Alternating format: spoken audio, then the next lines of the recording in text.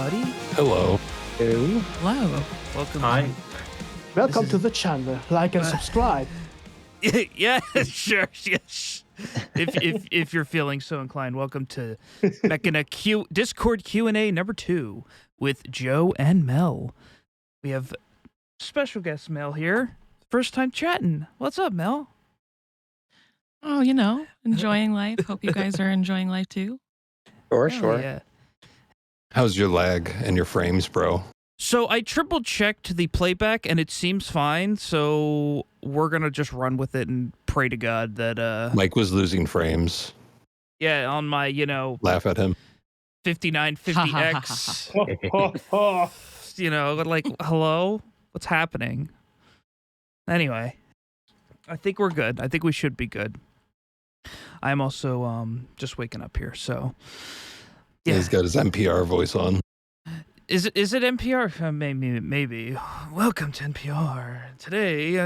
Well, actually, it's not talking about today. Anyway. I don't even know what today is. Or what time zones are, which is fine. Yeah, I fucked that up pretty good.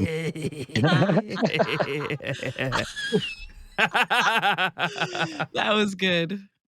Got him. All right. You said 7 p.m. and I was like, all right.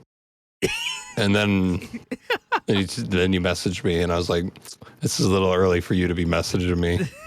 Oh, it is early, brother. And I was like, oh, yeah.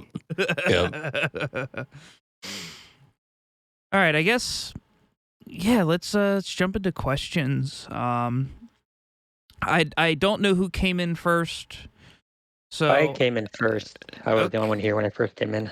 Okay, let me see here. We've got, oh no, it blocks It was out me, your- then Steve, I think, then Steve. Stellar, then Khan, then Zeth. All right, well, let's go in that order then. Okay, Natfog, you're up. What questions do you Okay. have for Hello, Joe, Natfog. Mel, and Joe? Yeah, I've got a couple both for Joe and Melrose, so I hope this doesn't take up too much time from everyone else.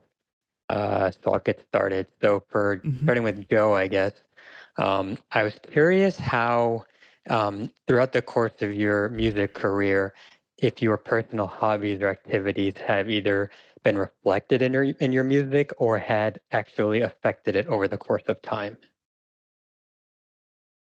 I can't deny that gaming would be, I've been doing that since I was a little kid. So, as a gamer, I'm sure that's been, an attribute, to, influences. Other hobbies, I wouldn't say.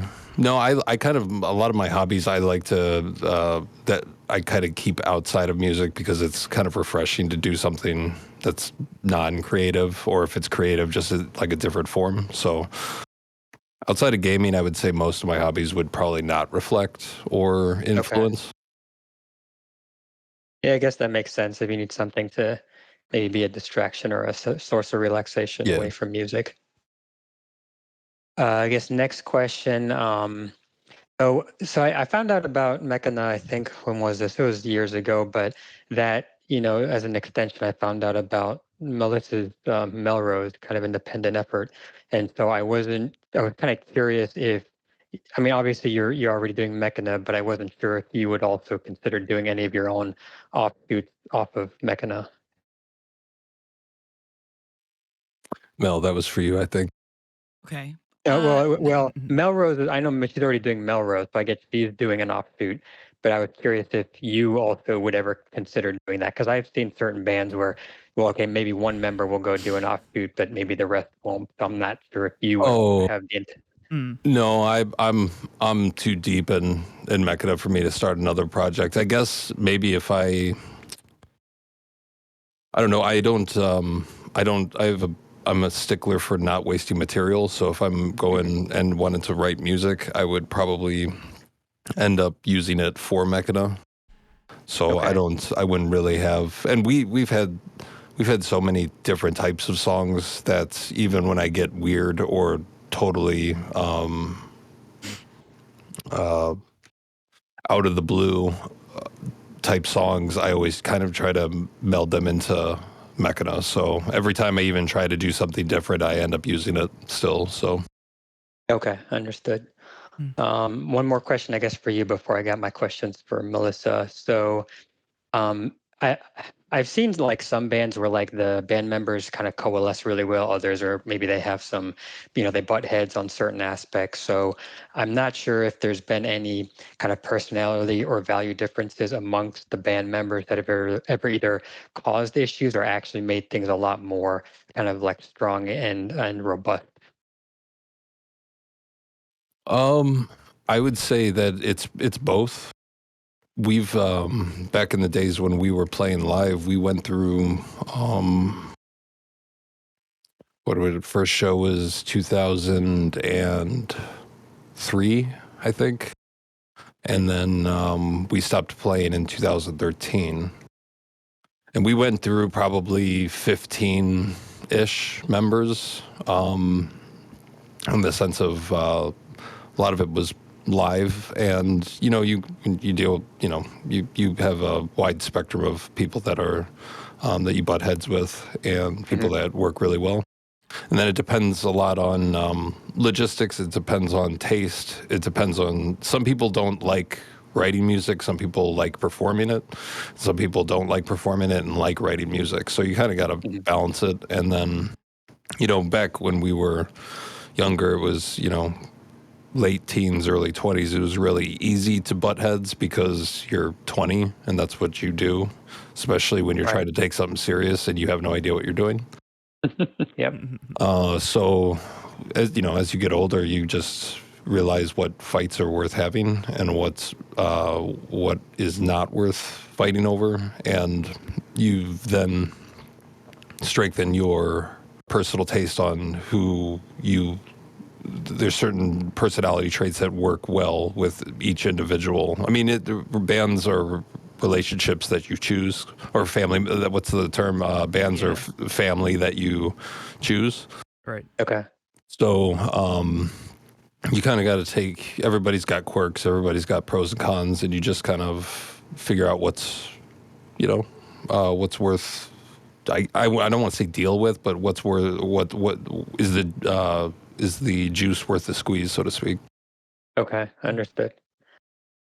Okay, so I got, I think, two questions for Mel. First question, so going back to when I first found out about Mechina, I think the first song I found out about was Progenitor, and that was my first experience that I got hearing your voice. And I'm not exaggerating when I say like the vocal quality and sound that you make was something that was like my favorite like female vocalist voice I've ever heard. So it was kind of just like mind-boggling to kind of hear that. And I don't know if you remember Thank this, you. but I sent you an email like years ago, like kind of showing my appreciation for what you do, and even what Mechana does in general. So I'm kind of curious to hear more details, if you can kind of provide them, about what you've done over the course of your life to try to develop your vocal sound, the quality, the style, if it was just kind of how you naturally sound, or if you had to develop a skill to get to that point. Oh, great question. Mm-hmm. Growing up, my mom always told everybody I could sing before I could talk. So, honestly, singing has been a part of me my whole life. And it's just, without singing, I don't know, where I'd be. I think I'd be pretty lost, because singing is just such a big part of who I am. And it's a craft that I've been I can't describe like where it comes from, but it's just something that I've always had and Okay. been able to do. And over the course of my whole life, I've been, utilizing it and using it in different ways, singing different genres. When my mom signed me up for singing lessons when I was just, very, very little, it was at the age that I was at. You weren't supposed to be able to hit a melody in the correct form that the teacher had put out, and I was the only student in that class was able to do that, and they were just awestruck, and they were like, "You got Wow. something on your hands that is magical here. You need to put her in, lessons and what have you." And we're just shocked. So, Very cool. yeah, I mean, music's just my go-to for everything. Okay, nice. Second question I have, I know you eventually kind of went to go, I don't know if you're still doing this, but I saw on your Facebook that you had eventually went to go work under PlayStation, I guess, in their sound department. Has that experience kind of helped or affected your work with Mechina in any way, or was that just kind of like a completely separate endeavor? Absolutely. Although I'm not directly on the sound design team, like I'm not a sound designer, I'm more business administration. I Okay. do have I have connections that the PlayStation sound team provides me with, which is their employees, and honestly, I consider them all family at this point for how much we've been through, especially how the industry is going. But as far as how much they affect Mechana, I make sure to show that stuff to the team and get their input, and they always are so inspired and honestly, I've learned from them so much that when I do go to the studio with Joe, I try to implement, as much as I can in terms of my vocal performance and what I can bring to the table for Joe to make sure that everything is, as perfect as it can be. Gotcha. I guess one final question, and I guess this is for both Joe and Mel, and maybe Cosmic, if you want to answer this, you can too. So, given the space theme of the music you make, I thought I'd ask kind of a fun question from a space theme standpoint. So, if you all could go do space tourism to a single planet or moon or meteor or comet in our solar system, which would it be and why? Hmm. Mike, you go first on that. Oh, come I've already on. got my I've already got my answer. Dude, I just woke up. I have to think about it. All right. Mel, do you need a second? Because I got my answer. Oh, I've got mine. All right, you go. I would definitely go to the moon. The moon Okay. is just so. I know it sounds like such a basic answer, but there's a lot that me and the moon have in connection. That's all I can explain. It's just Yeah, a okay. beautiful, Okay. beautiful planet. I want a GoPro and a shovel, Oh. and I want to go to Mars. I should have known. And I just want to live stream me digging until I run out of energy drinks, and that would be it. That's What all energy drink would you bring with you? Oh, all of them. Just bring all of them. Okay. All of them. For me, He's gonna have something like totally obscure. Go, Mike. yeah, it's probably gonna be. I'm thinking Titan, but because you'd get to see Saturn's rings, right? But Titan also has a very thick atmosphere, so you're not gonna see Saturn's rings all the time. So I'm trying to think if that's the answer I want to go with here. Would be cold though, bit cold, a little too cold. Definitely need us a coat for that one. Yeah, code for that one. Well, you two, you would too, Joe and Mel. You both would need.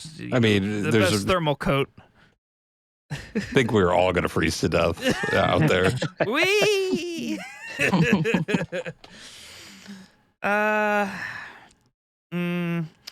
What's the Io would little be plant? fascinating. Is that the one with water? Well, that's Europa and Oh, that's right. Europa and what is it, Triton? But that's one of Uranus's moons. No, Enceladus. Excuse me. Yeah, Enceladus. It's a geyser moon for what is it, Uranus? I think. Okay. Yeah. It helps create the rings for that planet, which is also fascinating. Oh, I did not know that. Yeah, there you go. Little water molecules. You can kind of see it in some of the images that forget what satellite took it or what probe took it. Anyway, I think I'm totally going down the astronomical. He's gonna check all the small islands or small planets or moons of ring. Yeah, the moons of Saturn. The rings of Saturn or the moons of Saturn. Yes. Anyway, I'd say I'm just gonna say let's say Titan. Gotcha. That's my option. All right. That's fair. Yeah. Okay. Well, that's all the questions I have for now. And I guess just as an ending remark, I just want to say I appreciate everything that you all do for the music, the community, and all that. Thank you, Nat. Thank you. It was nice chatting with you. Cheers. Alrighty. I think we got Steve up next. Oh, I didn't really Hi. think of any questions. Oh, Um, you're just here yeah. to spectate. That's What's totally up, fine Steve? as well. Hello. Steve. Steve Yeah, and I'll I let met somebody at else a. go. Oh yeah, at the Highland concert. Yeah, that was Steve great. and I met at a High Lung show, which Oh was my God, awesome. that was like actually magical. Like the day Oh, after, it was like I was in peak condition. I had energy, Yes. I had focus, I felt happy. It was like holy shit, somebody just like reinvigorated my soul to the max. It was Absolutely. incredible. I don't know about you, but that was great. That was my second time Yeah. seeing them, and they're a Yeah. very ritualistic group. Yeah, So they're you need great. to definitely experience. Each night is special. Each night is unique. Yeah, For the well, shows apparently, that hey, they they're make. going on a hiatus next Big year. hiatus. Are they Yeah. really? Okay. Yeah. So I don't know if they'll Got probably it. come back to the States, and I think they're touring Europe later this year. I think. Yeah, they're Or gonna. soon. They're done. Yeah, they're in probably gonna do August. another world tour. They yeah. just did the Hellblade 2 game, like the score for that. Oh yeah, I gotta finish that. I got pulled it away was from that. very good score. Yeah, I got into. I beat the first giant you come across in there, and yeah, that's their music in there. It's pretty intense. Yes, It's good it's stuff. great. Love it. Any But, way yeah. to get more high long. Yep. Absolutely. But yeah, the next person can go. I didn't really think of any questions. Sorry. Oh, no worries. Yeah, anybody can be here to spectate. No big deal. You don't have to have questions. Not a big deal. I don't know who was next though, so if anybody could please direct me. So from what I recall, it was me, Steve, then Stellar, then Condensate. Okay, Stellar, are you here? If you have questions, you are free to ask away. Hello, everybody. Hello, sir. Hey. Hello. Yeah, basically, I also don't have that much questions in general. The only one about because I'm quite impressed about because I'm checking out right now the Metal Archives, and as I can see from the genre description of the Mechina, just symphonic industrial death metal degent, but it not looks like that. There's way more different genres like included in your songs, and I'm just interested, like, where's your inspiration from the perspective of other bands, if there are any, and because that's insane amount of different riffs, melody stuff, lyrics. How you really came up with all that stuff, besides games, etc. I think the influence of movie soundtracks, especially like early 2000s, like movies were really kind of influential on the sense of before I was even doing music. I was a big fan of, surprisingly enough, like the Gladiator soundtrack was one of the, I mean, I must have been 12, 13 when that movie came out, maybe. And I remember buying that on CD and listening to it all the time and not knowing why I liked it so much, but knowing that there was something unique there. And there was a lot of movie scores that back then you could just get on CD because this was pre-YouTube, and it was actually kind of fun. And that with, being inspired by, I'd say, I probably have said this before. One of the first metal band I ever listened to was Metallica, and I was, I think, 7 or 8 years old. And I saw them live for the first time when I was 10, and it was really wild to be that young and formative and seeing, Metallica. And Metallica's kind of, especially at that time, I mean, this was in the mid 90s, so they were already past like their heavy stuff. So I got into like their, Load and Reload albums, which were really soft in comparison, but I like those albums, but they were the first. So I'm kind of biased. And then that just opened the floodgates of being like, oh, what bands are like this one? And then you start going down the rabbit hole of, at that point, I think it was 1998 when Fear Factory's Obsolete came out. And I remember my cousin listening to that in the backseat of a car, and I could hear it through his headphones. And I turned around and I asked him, like, what is that? And he told me, and I looked into it, and then off to the races. It was then Cradle of Filth, Dimmy Borgir, Strapping Young Lad, and fill in the blanks. It just kept going. And, it's, I guess to summarize, I think it's fun having a foundational genre, which I guess you could say would be metal. I mean, if you were to throw an umbrella term of genres around, I would say metal would be the overarching genre, and having that as a foundation, and then being able to kind of push and pull different elements in and out as you see fit, is fun. Some of the Empyrean album was the album we started really experimenting with, like the ambient stuff and like the more orchestral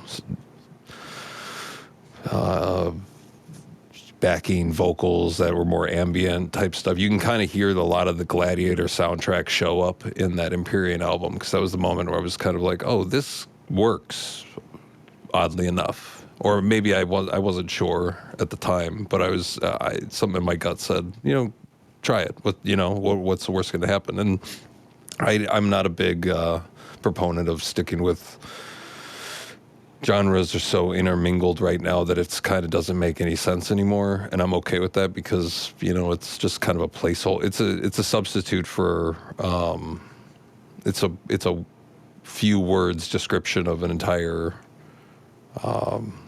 band's discography, so to speak. So I just think that if we get well, I'm not going to even go there, but I just like I like being surprised by experimentation, so to speak. And I guess that might be an easier way. I could have probably summarized that entire thing with that.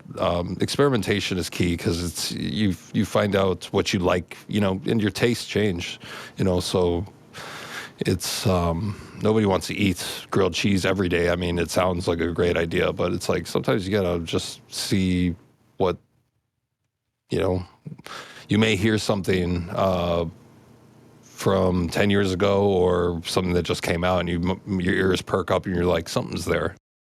And it's not even you. It could be another band, another soundtrack, another artist in general. You could be inspired by things that aren't even music. I'm incredibly visual, so I try to take a lot of inspiration by what I see, and not people ask me, like, what are you listening to nowadays? It's like, not a lot, because I'm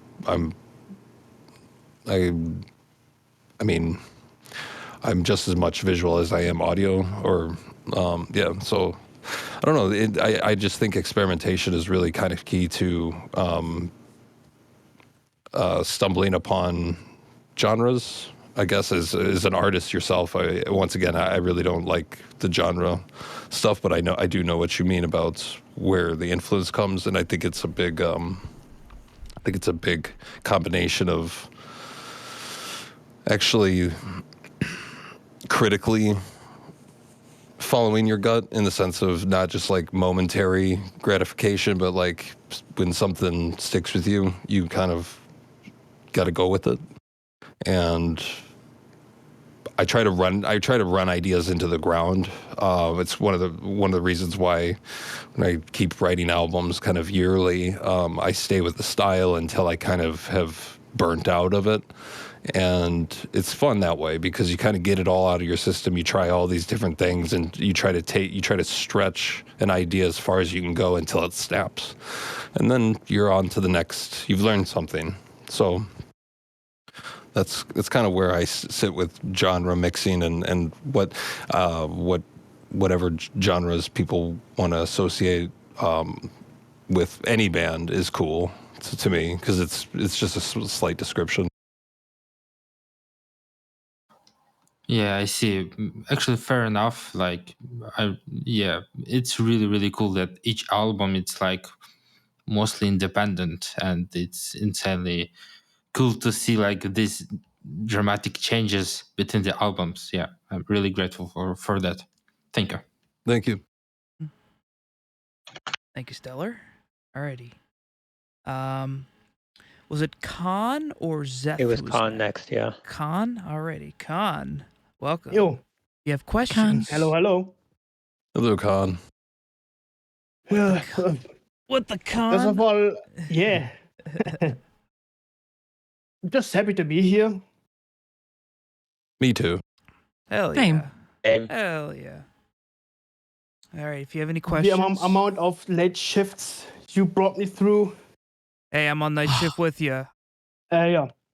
So a question for Mel. What's up? Which artist inspired you? Hayley Williams, from Paramore. I mean, I have others too. Avril Lavigne was before Hayley was coming up in Paramore, so I liked her.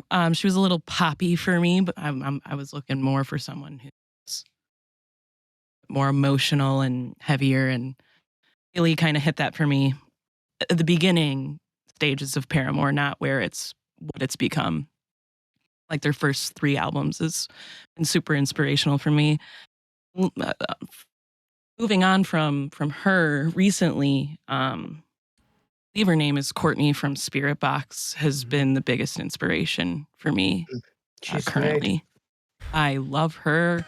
I want her voice. I mean, we have different voices. I just wish I could scream vocal like she could. I'm so she's just got it all.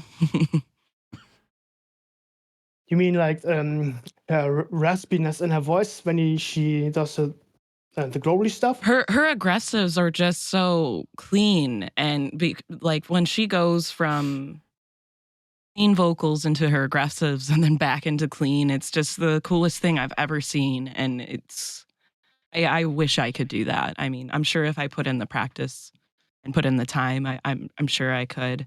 I just unfortunately don't have the capacity with how much I have on my plate and what's going on in my life to add another thing to the docket. I did provide scream vocals for another band that I'm in for A Dark Halo, one of the songs that I did. I provided like a couple lines. I'm sorry, a couple words, not a couple lines. And that was pretty fun, but I didn't want to explore that opportunity because it was a bit tough on my clean vocals, and I didn't want to jeopardize losing something that I've already been building up so much on. That's kind of just taken the back burner for me. I actually saw a few YouTube videos recently of Courtney, so I know you're talking about. I think there's another woman by the name of Tatiana from the band Ginger. I don't know if she also has similar influences in that regard. Haven't heard.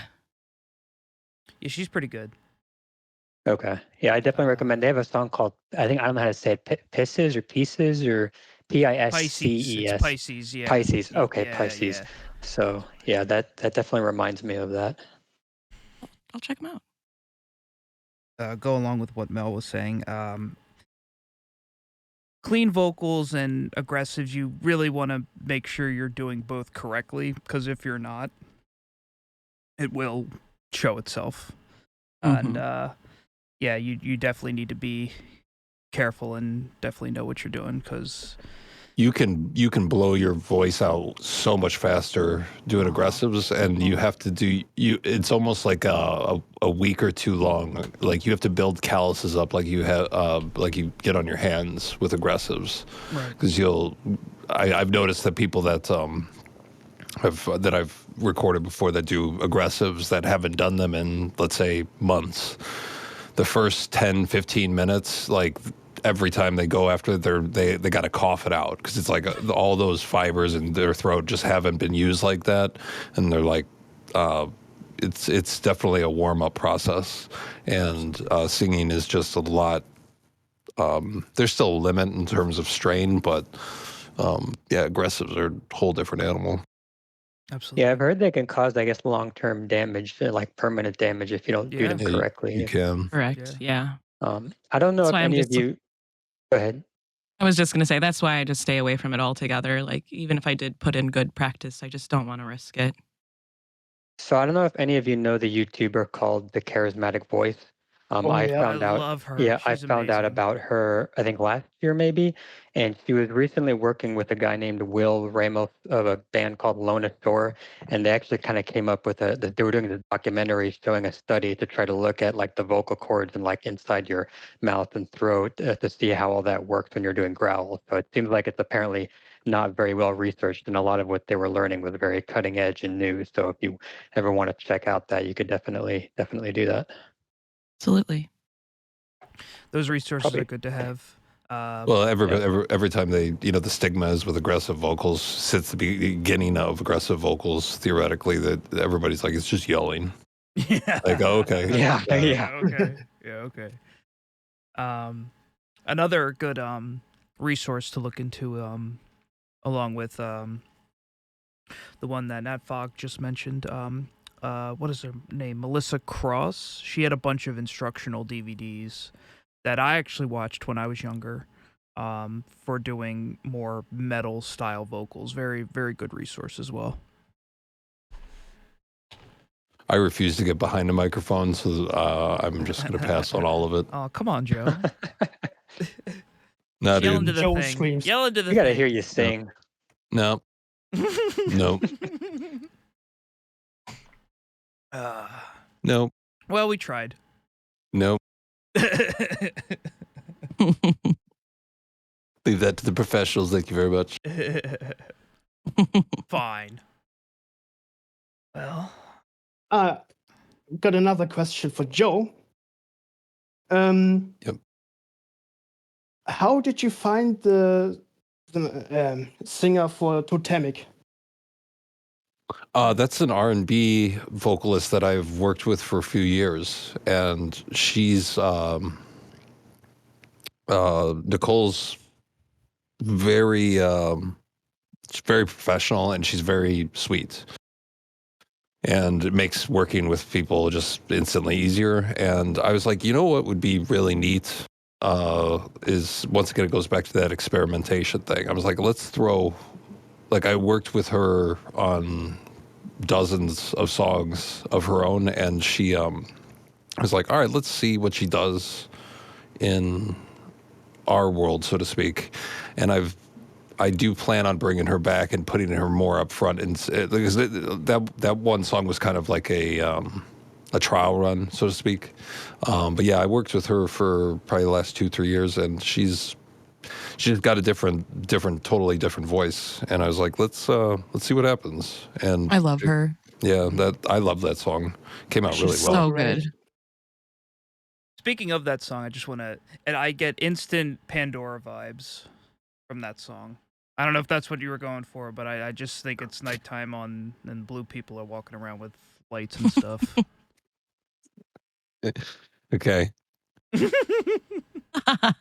Probably not what you had in mind, but that's where I go every time. I mean, it's definitely in a forest, but it's not Pandora. Hey. Close I get enough. that mud pit vibes. Yeah, there you go. Closer. Dusk Yeah, of yeah. dawn, rain, blowing winds, falling leaves. Yeah, I expect her to return back, and I kind of want to put her in a I don't want to shoehorn her into the same, like another song that sounds just like Totemic. But we're not in any massive rush right now, so. Do you have any like resources that like where we can hear more of her just in general? Like I don't know if she has her own, like what else she has out there that we can listen to. I will. I'll look into that tonight. I'll actually text her and see if she can send me a link of some of her stuff, and I could post it. I In don't mean Discord. to cut in here, but I looked up her Bandcamp a couple years ago when the album came out. I could just post that in the Discord. I could just that look would that work. up while we're doing Sure. this. Yeah. All right. Yeah, her music is nothing like ours, and that's fine and that's cool. Just know that.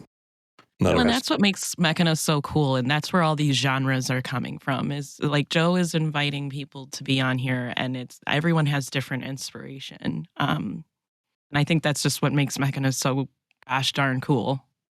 Well, that's how Oh, yeah. you and I met, Mel. Yep. Is like, okay, let's see what instead of having just background, female singing, pads and virtual instruments, which work and have their place. What would a female singing on our style of music sound like? And what was your first song? You were on. You were on. Wow. Coexist to surrender. No, yes, that was your first. You were on Cepheus though. Oh yeah. But you only sang like no, you only sang like ahs in the back and stuff. Sure. And yeah, Coexist would have been. Oh my God, did Coexist come in? Was that before or after Akron? That was before. That was before, yeah. Yeah, so it would have been your first song. God, what a first introduction. Yeah, For we were real. all freaking out. For real. Yeah, We were like, "What did we just do?" I remember. I remember that. We were like, "What is happening?" That was so much fun. We had the same instance when CryoShock happened. When we finished CryoShock in the end of 2015, I remember like me and Mel were looking at each other at the studio like, I don't know what just happened, but I'm really into it, and I'm not sure I've ever heard anything. I mean, consider the time, 2015, 9 years ago, and it's just. You kind of know when you're. Sometimes you as an artist, you'll have those moments where to you're like, oh wow, this is amazing.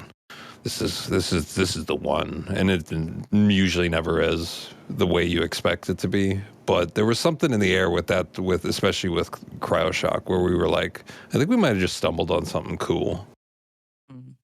So did you kind of know it was going to be a big hit in that regard, or did it become a lot more popular than you thought it would be? I knew that it was going to be. I think that was one of the singles that we released, and I knew that it had such an interesting potential because that was the first time it was all Mel.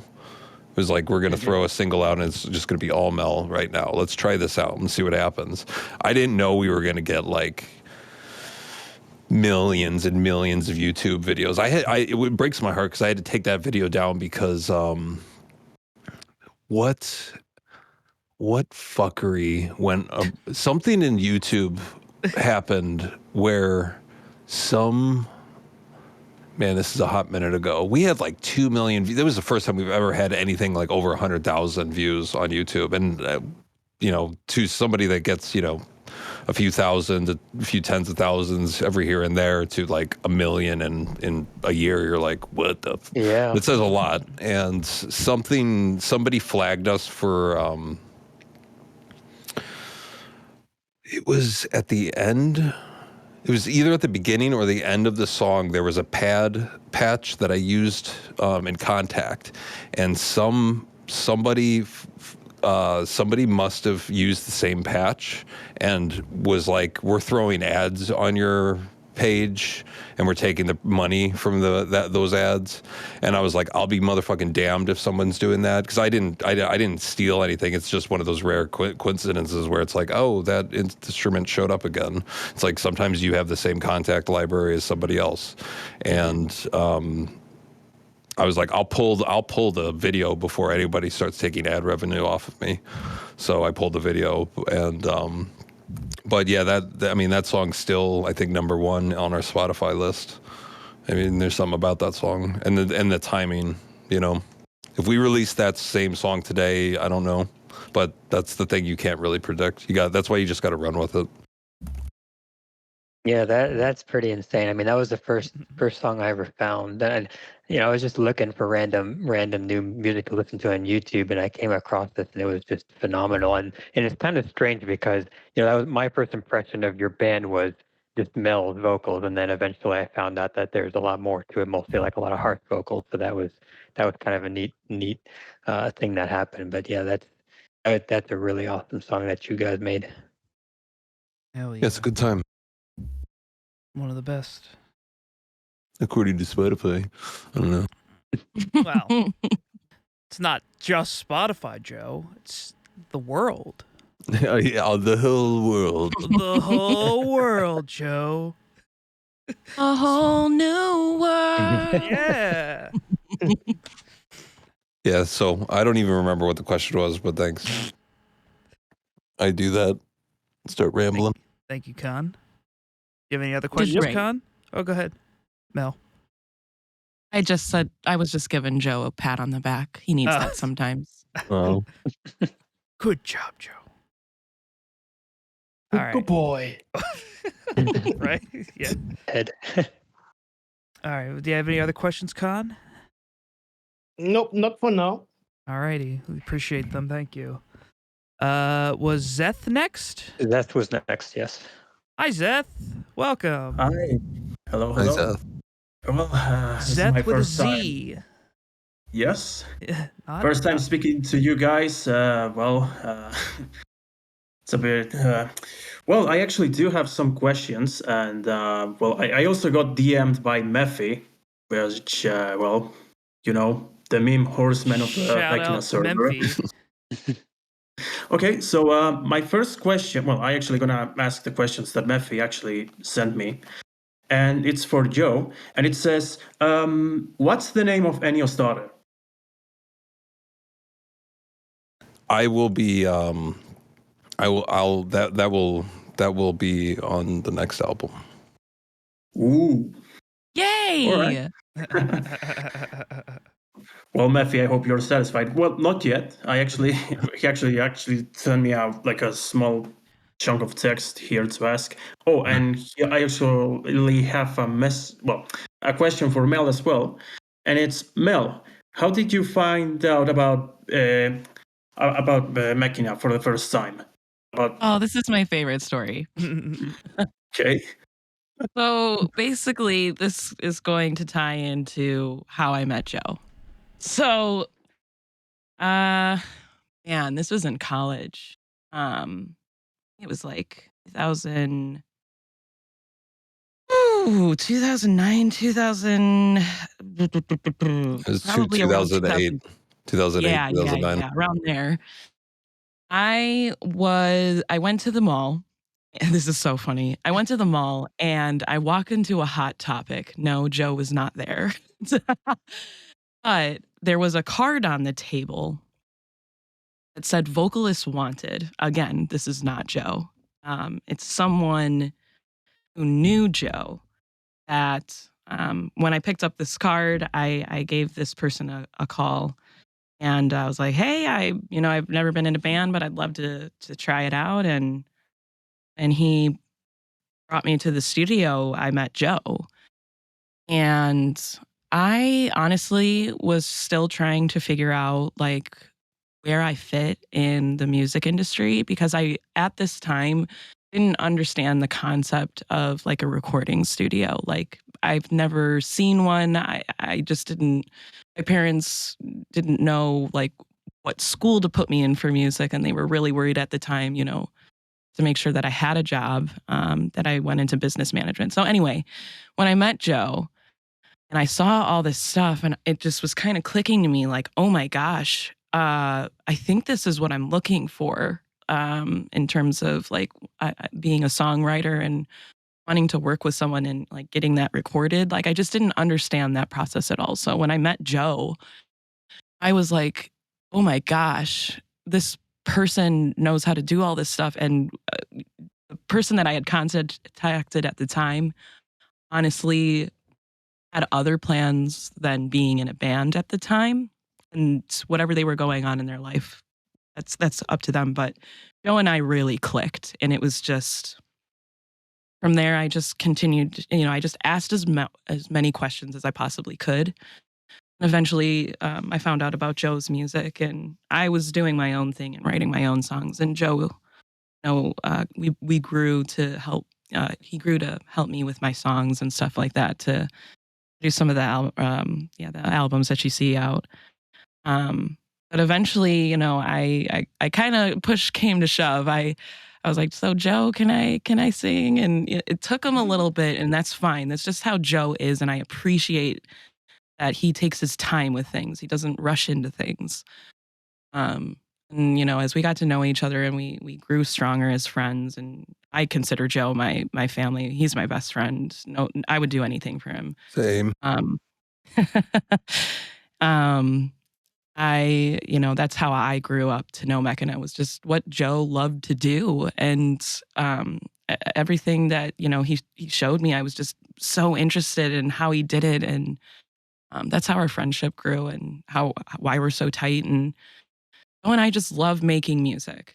And that's just what helps us get through life. And it's just, yeah, that's how I know Mechina and where it's going. The one thing I'm a little confused about, so you said you found that vocalist wanted ad in Hot Topic, but was that ad for was that ad for Joe or was it for someone else you just It so was happened for to meet? someone's band. They were looking for a vocalist and currently were being recorded by Joe at the time. Oh, okay.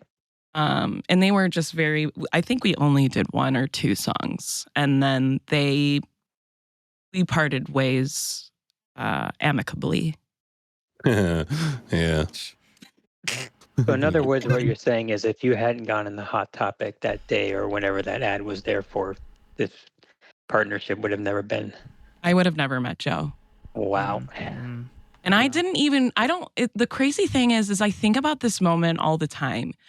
I went in there, grabbed that card, and walked out. I don't know why. I didn't even look for clothes. I literally walked in the store, saw the card, saw that it said female vocalist wanted, grabbed it, and walked out. Wow. It was the most, that's just, I don't know, things working together, the universe doing things. It's just, I don't know. It's That cosmic. That is Huh? very cosmic. Cosmic. Oh, was that me? Very Sorry. cosmic. No, just Well, kidding. drink more coffee. Yeah, just give me more coffee. he's asleep. Yeah, it's weird how those things happen, and it's yeah, that's it was a long time. And one of the things about 2008 to 2000, 10, 11 was I was just kind of getting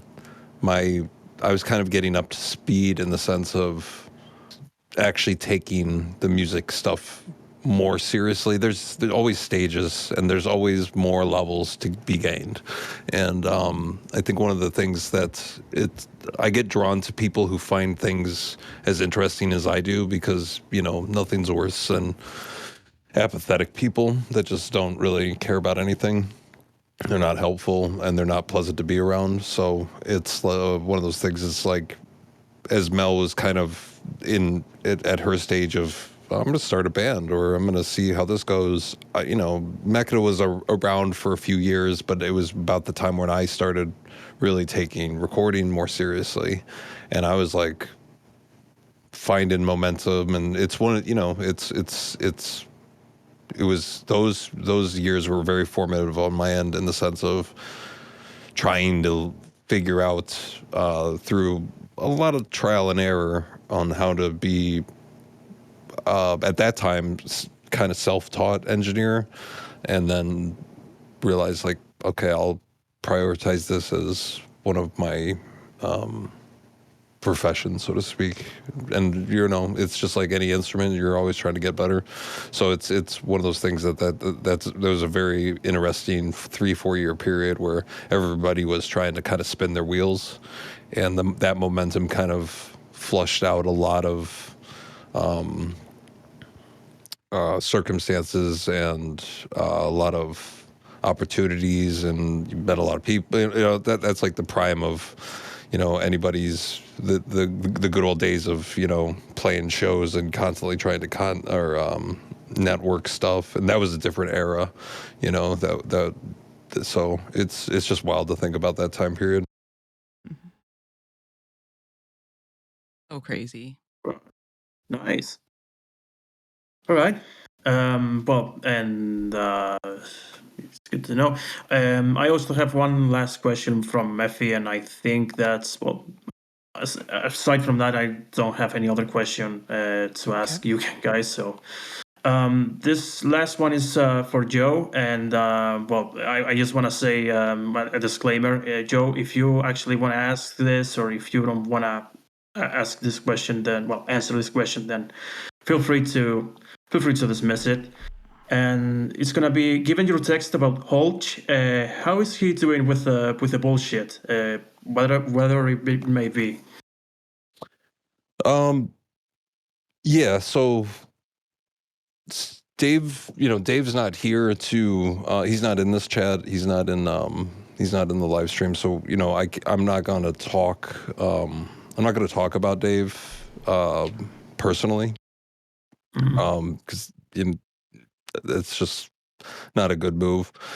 It kind of goes back to what I said a few minutes ago about apathy, and I'm going to maybe talk a little bit in I wouldn't say code, but more in just kind of a little vagueness, but I think everybody can kind of catch my drift, so to speak, is there,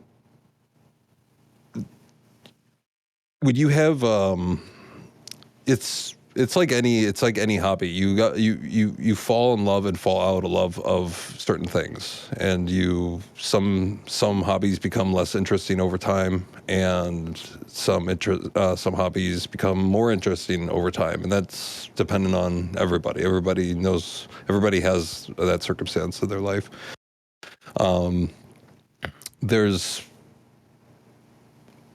I'm one of those guys where I will if anyone needs their space, if I've said this before, I'm sure I've said this out loud on here, but my theory is it's impossible for me to convince anybody to give a shit.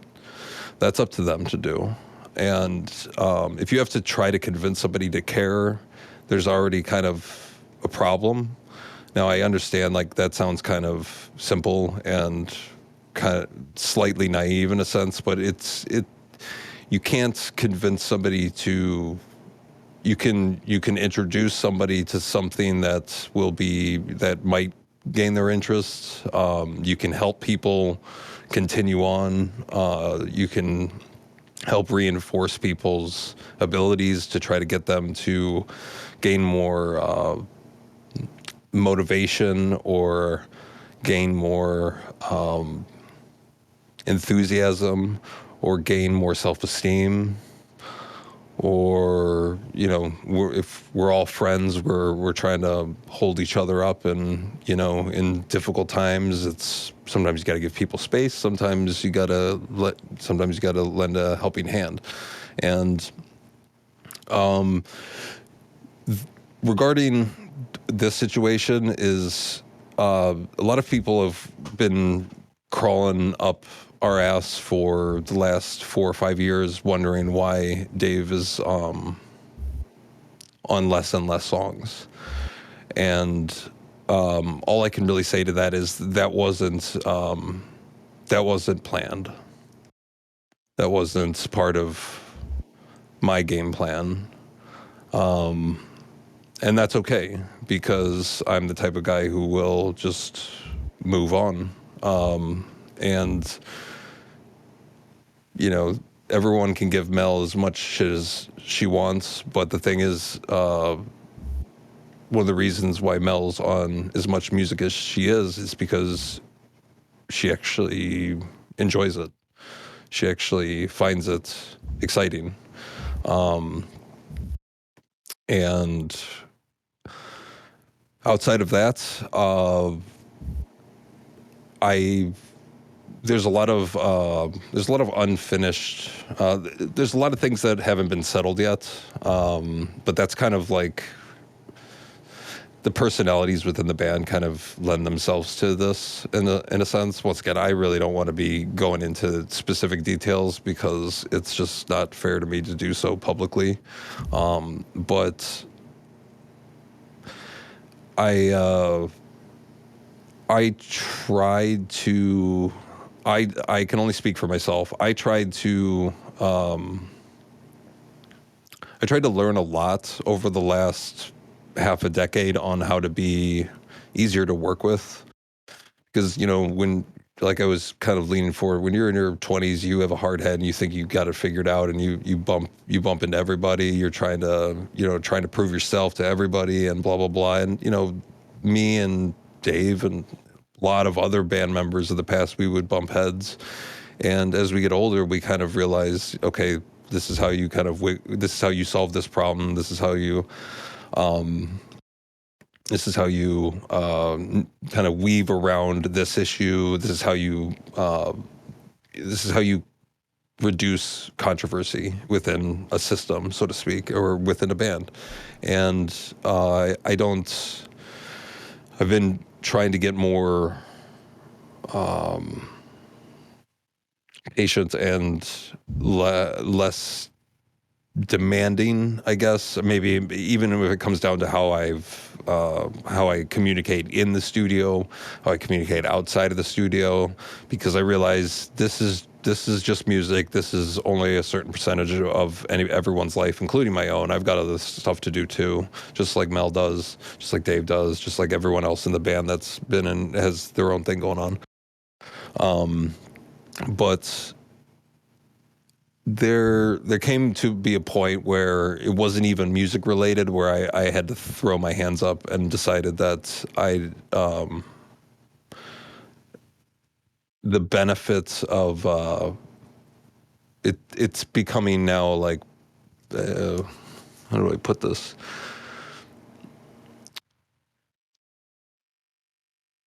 I find it very I find it very I find it difficult to yeah, I'm looking for it. It's so unmotivating to be around people that make you feel like they'd rather be somewhere else. And Yes. as I get older, I've realized if that's the case, fine. Like, I hate to break it to everybody, but everybody's replaceable. And if it's going to be like that, then I'll fix it, because it's not helping anybody at this stage. So, long story short, I'm taking my time and evaluating the situation, but I'm prioritizing what's worth the fight.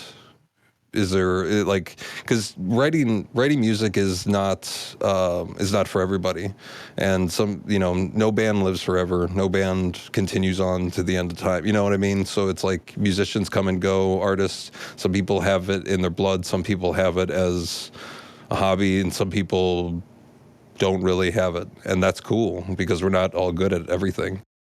And I feel that I'd rather work with people that can at least try to be, I wouldn't even say excited, try to be more than just, let's get this over with. Like, you want to talk about a total buzzkill in terms of a creative process, is like, imagine anybody in here who's ever done anything art related. It's like, how detrimental it is when somebody in your life doesn't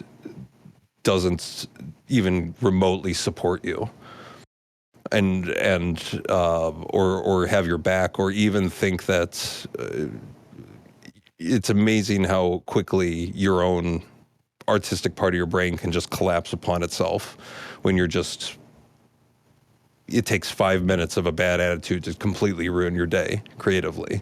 And I was like, if that's going to be the case, then so be it. So I really don't want to be. There's specifics that are at hand, but there's unresolved specifics that until. And honestly, it really doesn't. I find it really weird when I see bands that have to go public with their personal stuff. It's so silly to me because it's like it's no one's business, and the people that think it's their business in the sense of like tell us everything. It's like how about no, because it's like it doesn't come off right, and it doesn't. It's so impossible to describe. Properly, especially over a Facebook message or I mean I'm trying to not I'm rambling a little bit right now, but I'm walking a very fine line of not being super specific, but I think I've kind of run my course on the sense of that topic, so I'll leave it at that. I think I've kind of said everything I could about that, and I've it's going to take a lot to slow me down. So I'm not worried. But I'm just getting too old to be I'm picking and choosing who I want to be around at this point a little bit better. And maybe that's been mutual. Maybe that's been decided on other parties, so to speak, before maybe I did. When people don't communicate with each other, it's impossible to decipher an issue. So, I can't exactly pinpoint where this issue started, even though I have a pretty decent memory. But all I can say is I'm gonna keep chugging along with this, and who knows? Who knows what'll? I mean, once again, like I said, nothing's ever totally set in stone. But I will, I'll see what the next year takes. Because there's a lot of things can happen, and I just want to. It's already difficult enough to be creative and optimistic at the same time, even though sometimes some of your best art is when you're kind of falling apart. But that's really, you can only do that in short spurts. Otherwise you'll go mad. So, there's some people that really like, doesn't matter when or what we're working on. Nothing's more exciting than Mel and I getting into the studio because we're both equally excited for what's happening next, what ideas we got, and there are other people that just doesn't exist. So I just kind of, the other Dave Low Miller, who was on the last single. I mean, what an absolute stud. What a pro. He just showed up. I gave him the rundown of what I gave him the lyrics. I gave him a reference, and I said, go for it, man. And he just showed up one day with the files, and it wasn't that long, and it was easy peasy. No complaints. Everyone was excited. And I was like, God damn it. That is exactly what this should be like. So, you got to kind of enforce your own value to the people around you. So I'll leave it at that. I don't want to really talk about too much more because I'll end up just running in circles. But Stop him now. I'll stop now. It's fine, Joe. It's fine. No, it's been a difficult question, and I apologize if I asked something that it didn't need it to be asked, but it's cool. I responded to it, so I had an obligation to at least address it. Well, Yeah, we appreciate the insight. I will say that at least. Yeah. Okay, so well, that was it for me. And by the way, thank you very much, guys, for answering. And well, that's it. Thank you, Zeth. Sorry. Appreciate it. Yeah. Thank you. Zeth. But Alrighty, I think Levy was next, if I'm not mistaken. Let me see here. It was Death, Dan, and then Levy. Wait.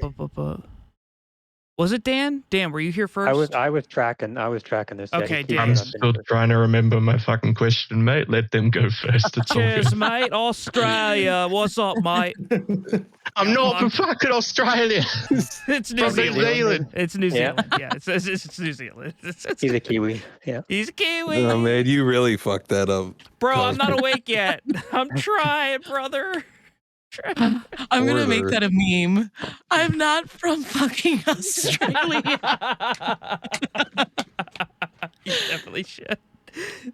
Dan, what If is you up? don't, I will. Yeah, Please yes, do it. yes, Um, yes. Do it, Dan. Just do it. I've been known to create some bangers. No, I just I got home from work a bit ago, and I open up Discord, as you do, internet brain rot, and I see something's happening in the Mechina Discord. Oh shit, there's a Q&A. I don't have any questions. Fuck. So I just sort of sat here stewing with my headache, trying to think of one, and just listening to the outpouring of knowledge in here. But no, I just wanted to say, as a fan of the band for the last 10 years, solidly been my favorite the whole way through. I can't wait to hear Dave 2.0 on future stuff. Absolutely adored the last single, and yeah, you guys are just the fucking goat as far as I'm concerned. Cheers. Well, thank you, That's Dan. good Thank stuff. you. Seriously. Yeah. Very kind words. Yeah, and like I said, I can't remember what my question was, so I'll Well, if it comes leave back it to to the next guy. Sure thing. Yeah, we can swing around. Yes. We'll be here a bit. Cool. All right. Then All it right. was Levy. Yeah, then it was Levy. The first thing is how you mispronounced my name. Is it Levy or Levi? Levi, probably. It's Levi. Levi, my okay. bad. Apologies. No problem. It happens too often, so I'm so used to it. Anyway, back to topic. I don't have any major question, mainly just to listen to Joe answering and Mel answering. But I do have one minor questions. So one question is about permission to play Mechina music while streaming video games on Twitch. Oh, yeah, of course. Do it. Yeah. Yeah, anytime anyone asks to use music, now that the algorithm on YouTube's gotten so aggressive. Yeah, they've got it on lock. So Crazy. because our distribution is through TuneCore, and TuneCore will, you can kind of tell that less and less fan videos on YouTube, because the algorithm knows to ping it as oh, this is copyrighted music. You sure you want to do that? And I'm always yeah, go ahead. The most promotion we've ever gotten was when people on YouTube and streamers have used our music with or without asking. So I've always been, since the beginning, if you want to use it, go right ahead. Wasn't there one major YouTuber? I remember there was one major YouTuber. Yeah, it was everyone was Charlie. talking- It was Charlie, okay. Penguin or Critical. Penguin, yeah. Critical, yeah, Critical. Right. Yep. God, I think when that happened, he had 800,000 subscribers. Now Is he he gets still around on YouTube? He gets 2 million views every video, or 1 Yeah, or 2 it's million views wild. every video. He's Yeah, huge. Shout out to Critical for actually introducing me to you guys, and that was 2012. He did a video and he had Anathema in it, and I just got hooked since then. That's right. It was even before, because he did that monster truck video, which is hilarious. Yeah. And he used Vanquisher. Yeah. But that was 2006. That would have been 2015. So yeah, he did use. Is it Penguin Zero, that guy? Yeah. He did a Rocket Cool, League dude. video with Cryoshock as well. That's how I found out the album came out. What a legend. Yeah. It's really Hi, weird Critical, how if you many see people I've seen who have found out about Mechina through him, because like I told you, I found out about you guys through happenstance. I was literally just looking through the right-hand column of suggested videos for each new band I was trying to listen to, and then just kind of branching out from each recommendation. So it's really weird how that worked out for me, but everyone else was always through Critical. Yeah, it's I've always been kind of just by seeing, even back in the days of 2011 to 2013, 14, when torrenting and piracy was still, I mean, I'm sure it's still going on strong, but that back in those days, one of the things that I noticed was you'd go on to the website, you could see what's, I remember going on when you could just go on the browser and like, what was it, the Pirate Bay or something. I remember seeing my albums on Pirate Bay, and I'm sitting there, I'm like, should I be mad or not? I was like, you know what? I'm like, I'm not going to fight the internet. I don't think I could win that fight. I don't know what to do. And then I see the numbers increasing in terms of like people downloading it. And I was like, wow, okay. But you know what? I mean, that's cool. So I just kind of leave things be. And I realize like, sometimes it's just, if there was a magic wand to like make your band popular, everybody would have already used it. So I kind of just don't, that's why I don't promote anything, because I don't know what works. So I just funnel it all into being like, let's try to make some weird and decent music, so to speak. And like, let it be a little bit more like organic. So, you know, I will say that the effort in trying to make high quality music alongside with having a smaller audience base, I feel like it makes it a lot more valuable, at least from the standpoint of a fan. Like being able, like you were like one of my favorite, musicians and bands and Mel too. And the fact that I get to have a phone call with you, like I'd never be able to do this with like so many other bands I listen to. So that has its own value, I feel like. It's one of the perks of being independent. You know, we've been offered, we've had 2 record deal offers, and I've turned them both down. Yeah, okay. Which ones? I do not remember off the top of my head. Yeah, one was in 2013, and one was in 2009, actually, like right after we did the remix, that Tyrannical Resurrection remix. And that's right before I was starting to work on Conquer. We had one. That's when we were playing live, and a lot. And that's back in the late 2000s. If you were playing live a bunch and then you had some material, that's, people still thought record deals were a good idea. And but we get offers all the time about distribution deals. I was like, I'm cool, guys. I don't need to be cutting the pie. We're not even making that much money. I don't need to be giving you, like, what are you doing? Like, are you going to post it on your Facebook page? It's like, cool, for what? We're not going on tours. So like, I understand record labels can help with like touring bands, because like going on tours not cheap. But outside of that, it's like, I don't really see any benefit, especially as like a studio band. So staying independent on our end is honestly been a blessing, in the sense of we've been able to write whatever we want, whenever we want, and however we want. And that's fucking great. Yeah, that's good to hear. Yeah. So anyways, yeah. Anyway. Dan wrote, Cool. he remembered a question. Yes, Dan remembered his question. My brain's working again. Yay. I actually also just remembered a second one. First off, do you see a future for any of your music going onto vinyl? I assume that's like horrendously expensive, but kind of always thought that'd be pretty cool.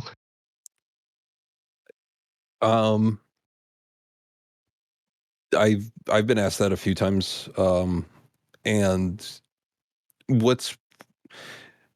I do not know what's going on, and I haven't pinpointed it yet, but hard merchandise, it could be the economy, it could be a lot of things, but hard merchandise, CDs, t-shirts, vinyls, I mostly dabble in digipacks and like USBs and stuff, but merchandise is like, it's down right now in the sense of what people are willing to pay for hard copies. I think we're starting to go over this bell curve where it's like streaming and YouTube like just type it into YouTube and listen on YouTube or stream it on Spotify. It's just like now it's peaking, and I think in maybe, if I had to guess, maybe 5, 6, 7 years, we'll see a reemergence of like everybody's. I'm not saying it's totally dead, but it's something's dying in the music industry, and it's kind of, I don't know what it. And the reason I bring that up is I look at the cost of vinyl, and then I look at like, you know, I've been, yeah, vinyls are expensive to make, and I hate making people like have to pre-order shit like before I'll even choose to do it. I offer pre-orders because I do limited numbers of orders, and if somebody wants it, you can kind of get it before if it sells out. But vinyls would be one of those things where it's like I need 100 people to like agree for me to do that, because vinyls are not an easy thing to do. Or I think the last I checked was they were like $20-$30 $15 to $25 a pop.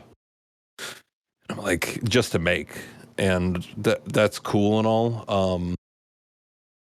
Yeah, merch is just weird right now, so I'm a little hesitant on.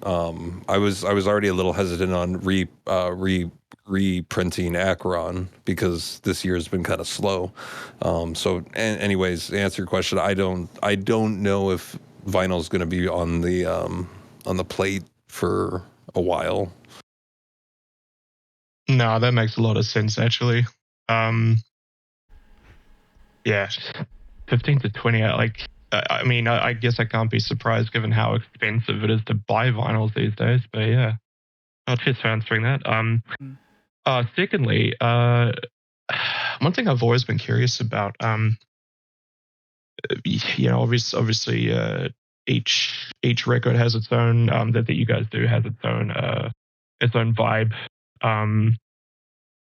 That's distinctive to the previous one. Do you write the music around the album's story, or does the story come first? That's a great question, because right now I'm sitting on 9 completed songs, so to speak, and I don't exactly know what the album's going to be about. Yet I have an idea, I have a premise, I'm in the forest and I see a few pathways, and I'm going to go down each one and kind of see which one kind of opens up. But, I don't really pre-write a story. Like Siege was, it's weird because each album kind of, they evolve differently. Siege, I kind of already knew what I wanted. Siege was like the easiest album for me to write because I knew exactly what it was going to be about, because the concept of that story, the story of that album was pretty simple. It's pretty straightforward. It's like, we're going to have a big ass fight. It's like, that's easy to write about, and it's like, all right, 8 songs, let's go, or something like that. And so I'm trying to kind of be I let things kind of go as they go. So if I have an idea for a music idea, I'll put it down whether or not I know what I'm going to write about. And right now it's like I'm sitting on 9 pieces of music, and I'll eventually associate all those songs with a concept and then tie them in a linear form or non-linear form. But I'll then make my track listing after the fact, kind of once I don't really get too caught up in that. I've tried doing that, and I found that I waste more time, and it's just, I'd rather just get in there and just make a cool part of a song first. If you don't know what to do, just try to write a good riff, or try to make a cool structure, or play around with the piano and just see what happens. And sometimes you have an idea what you want to write about. Sometimes you don't. And like I said, I look at creativity as like this endless pool you can dive in and just constantly pull from. So I had writer's block, but it was mostly stress writer's block about a month or 2 ago. And it was about a few weeks long, whereas like I can't sit in the studio and work on shit right now. And I kind of now know why, but most of my, especially the last maybe 10 years, like there's always something to write. So I kind of just, whatever comes first, whether it's lyrics, story idea, or music, I'm very pragmatic, whatever works. Okay, cool. That is actually that's actually not what I assumed you were going to say. Everything always was so cohesive. I actually thought it was the other way around, but that's very interesting to hear. So, yeah, thanks for your insight, mate. Yeah, sure. Thank you. Yeah, that'll be it from me. Thanks, Stan. Hydracy was next. Hydracy, when, ? Is next. Ahoy! Uh-oh, he might be AFK. I have nothing at the moment. I'm just listening. Oh, you're just listening? All right, no questions, not a problem. I'll say if I have anything, but at the moment I'm just listening. Yeah, cheers. Not a problem. Yeah, Beats was after him. Beats! I love your pick. It's a very, thank you. very angry black cat. I saw it and I was like, "That's there he is." That's it. That's it. I don't really have any questions. I guess I kind of just came in to see what was going on. Well, ahoy! We're here. We got Joe and Mel here answering some questions. I am recording it, so I know you came in late.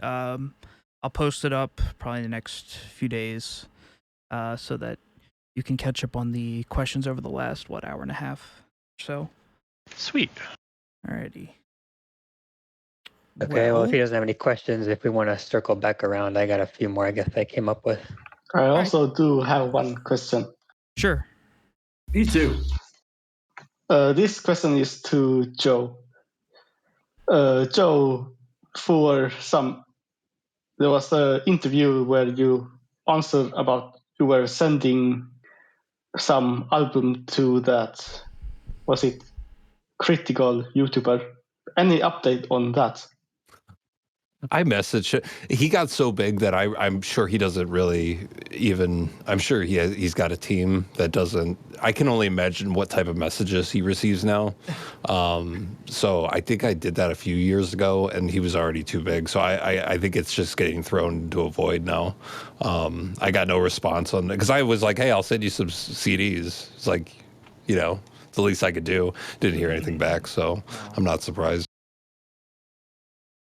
Okay. Oh, okay. So Mel has to head off in 10 minutes. I do have a question for you, so I guess I'll get to that now. Sweet. So, yeah, we haven't heard from you in a little bit here, so I want to ask you some more.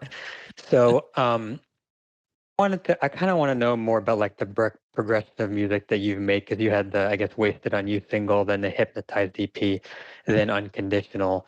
So I was curious to know if you can speak on like the evolutions of any ideas or inspirations or experiences you've had that have kind of shaped your music as you've been going on with those albums.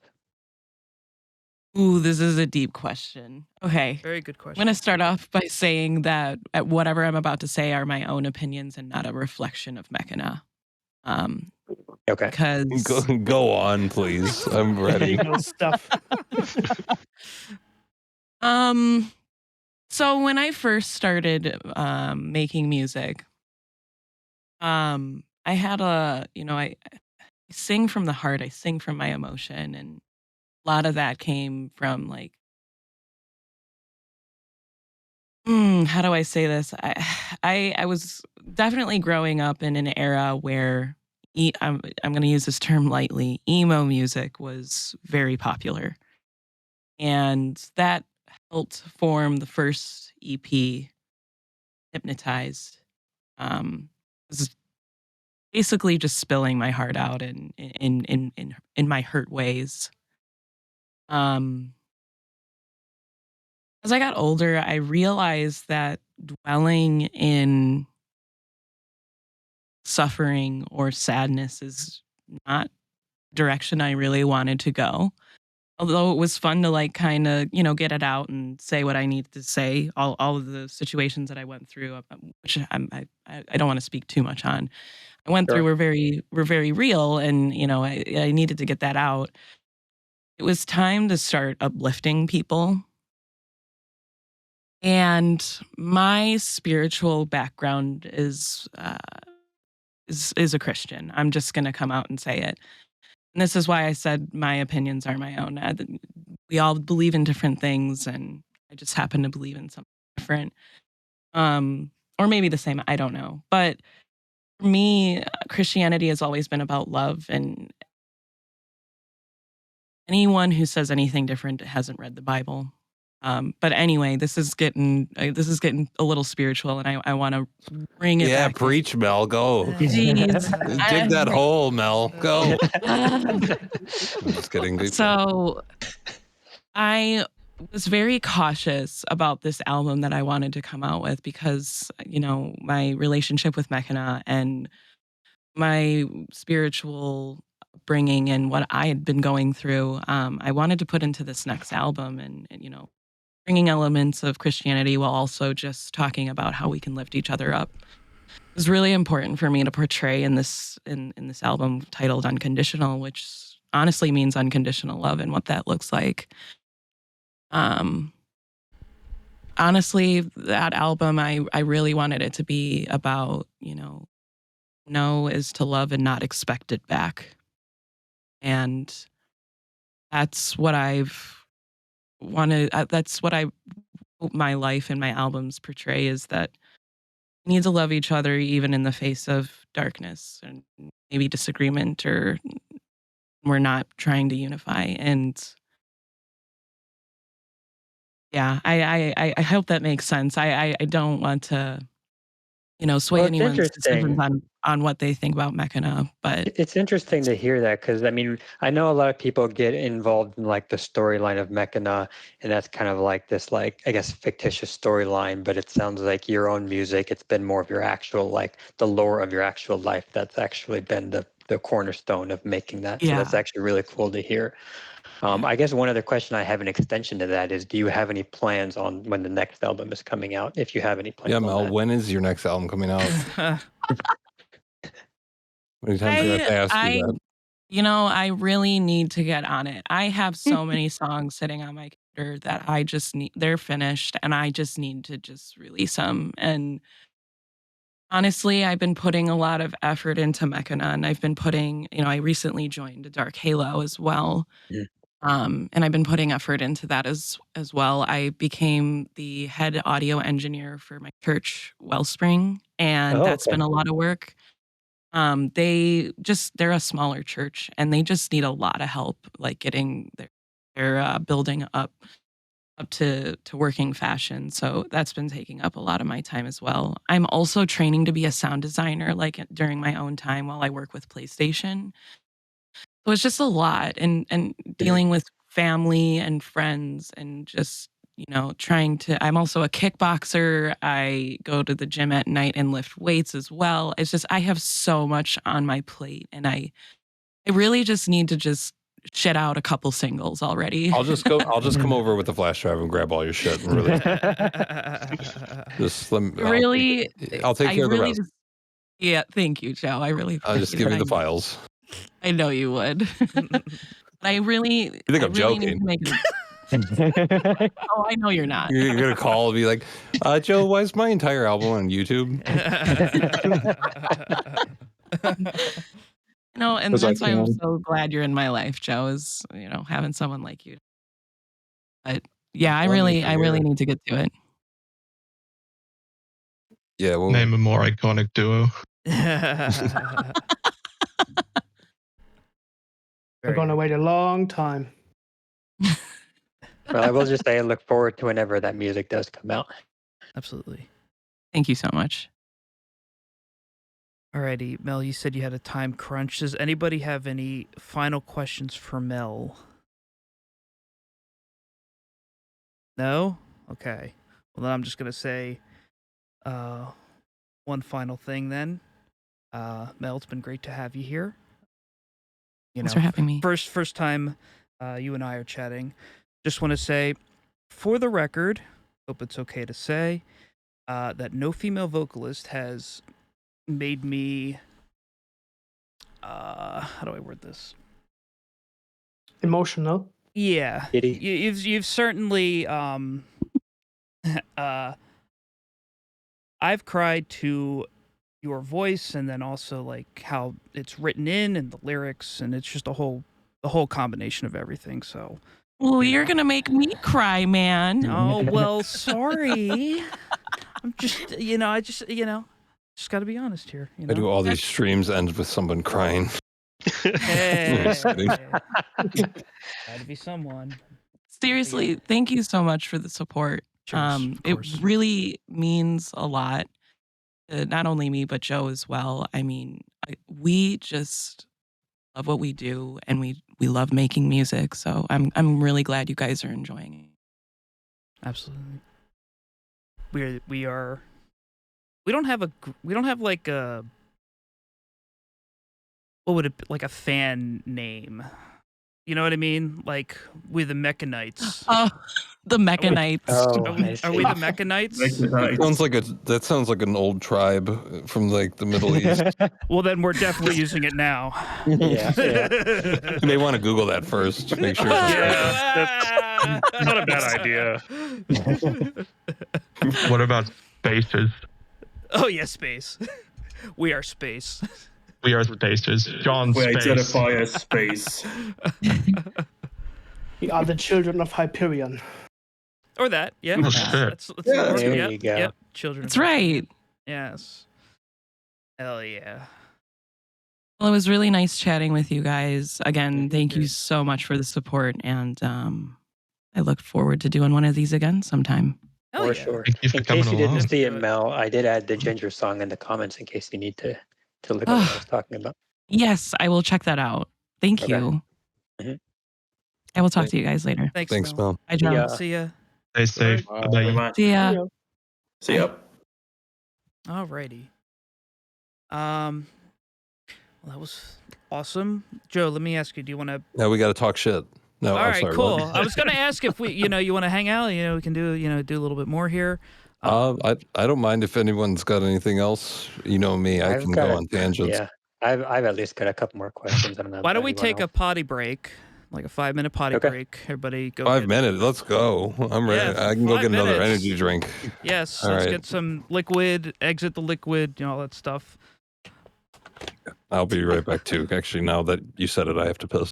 All right, let's go. See y'all in Yeah. 5. All right. Okay, I have returned. I'm not sure who is still here. I'm here. Cheers. So I was trying to do some research on the Mechanite thing, and apparently this is a concept in a game called RimWorld.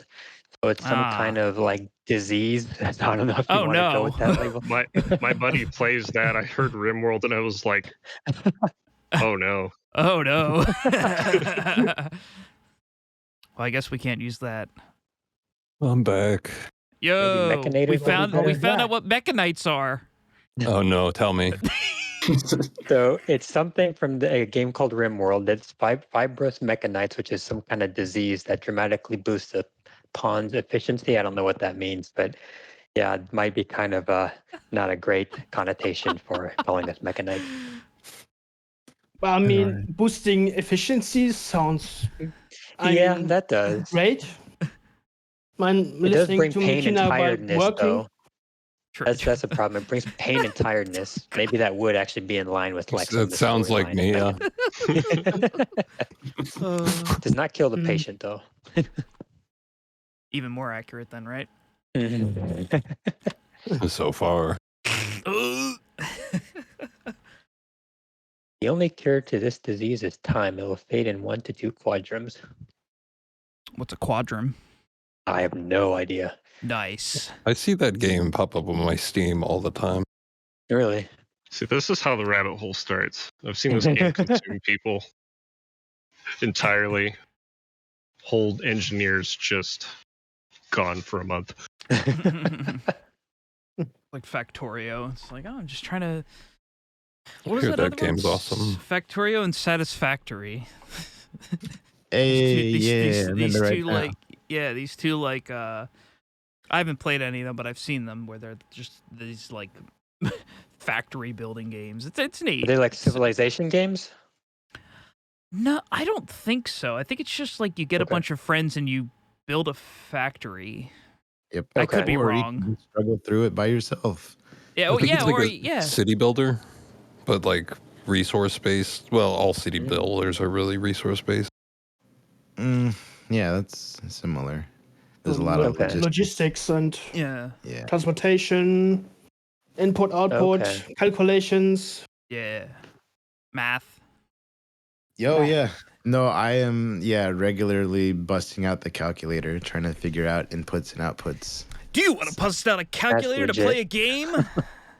Yeah. No, it's pretty funny. Yeah, whenever I have downtime, I'm like running numbers and writing in like this notes app on my phone. Like, okay, I gotta do this for what I'm using. Yeah, it's ridiculous. Playing a game with spreadsheets is giving me EVE Online. Yeah, back to EVE Online. Dude, I heard about that. Yeah, like people have said EVE Online is like a second job, basically. It is. Oh. It is. I played it for 6 years back in the day. My condolences. Yeah, man. And you got to pay for it it's monthly. It's a subscription, it's, Oh, okay. It's, it's a second job and I have to give them money. What the fuck? Oh my God. Gee, that's thanks. actually really hilarious. I know, it's right? too realistic. You're paying to work. Yeah, I was in a corp in Dead Space, right? Nullsec, excuse me. Null Space. I was in a tiny corp. Nothing too crazy. But I had a lot of I liked Minmatar ships, so I'd like most of the Minmatar ships. You're saying things like we're supposed to know. Well, Joe, I expected you to know a little bit. Man, I played it for like 6 months and then I got raided by Russians and quit. Yeah, it's kind of similar to what happened in our scenario. What was that about Eve being like real life? It's just it's getting too much now. Yeah. It's funny, like I've read stories about it, and like you have like legit like political, just like geopolitical, just like factions and dynamics, and like I know there's like that infamous raid that happened at like I think it took up like all the server space. I can't remember. It was just like it's happened a few times. It was right. Oh my God, it's really cool that they actually came up with that kind of system, at least. It says a lot about the game to get that many people that involved. It's to its credit. It says something about how good it must have or still is for that many people to care.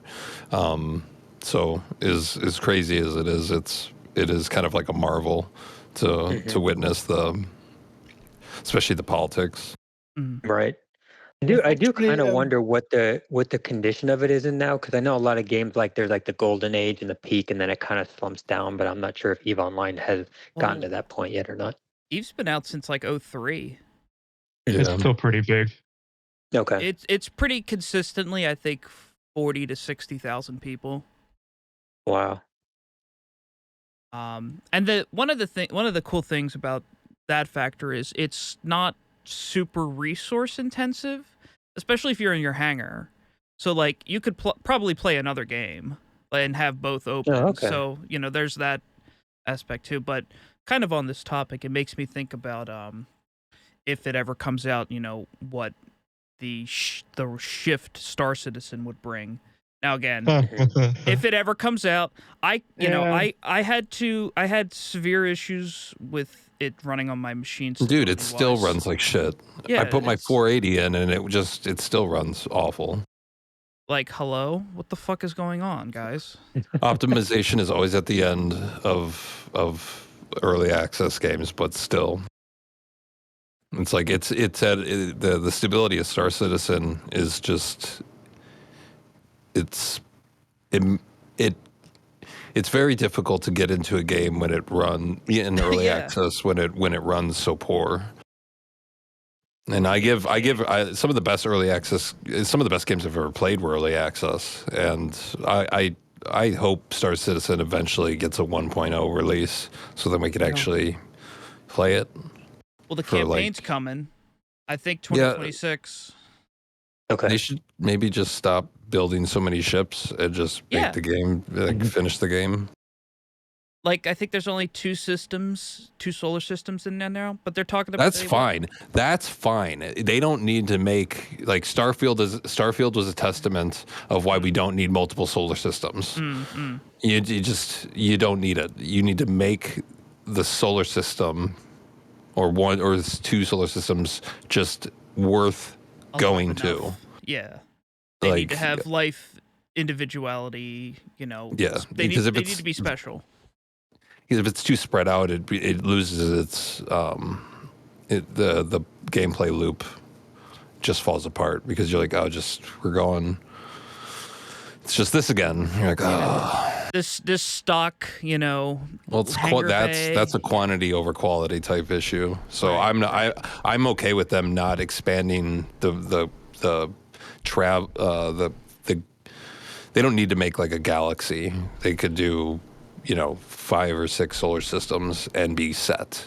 And honestly, I mean, look at like World of Warcraft. That game's got a limitation in terms of size and scale. I know expansions add more, but it's like, if the gameplay loop is good, it don't matter the scale. Right. I mean, they could have just started with one system, fleshed it out, and over time add new ships, new loops, maybe add another system, add a nebula with systems. Mm-hmm.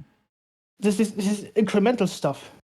Not just I saw everything all at once. I saw the Star Citizen did there was a video maybe like a month ago or within the last month where they're talking about engineering. So like now on your ships, like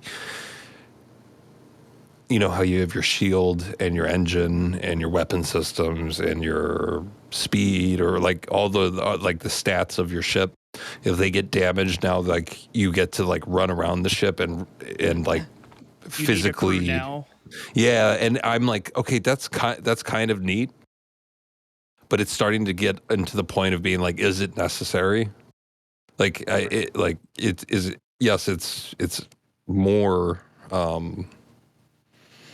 What would you say? It's more realistic. It's more like hardcore or something. Yeah, and that's cool. Like people like that shit, and I like realistic games. But there comes a point where it's like, what is to be gained from this? So it's like the difference between like trying to lean towards milsim versus like arcade shooter type of thing. Like how far do you go one direction or the other? Is that how that is? Right. If they can give me 30 frames per second minimum, then I don't care what they do after that. If they can't do that, then I'm not playing it until they do. If the game doesn't crash and I die in space and I have to pay insurance to get my spaceship back. God.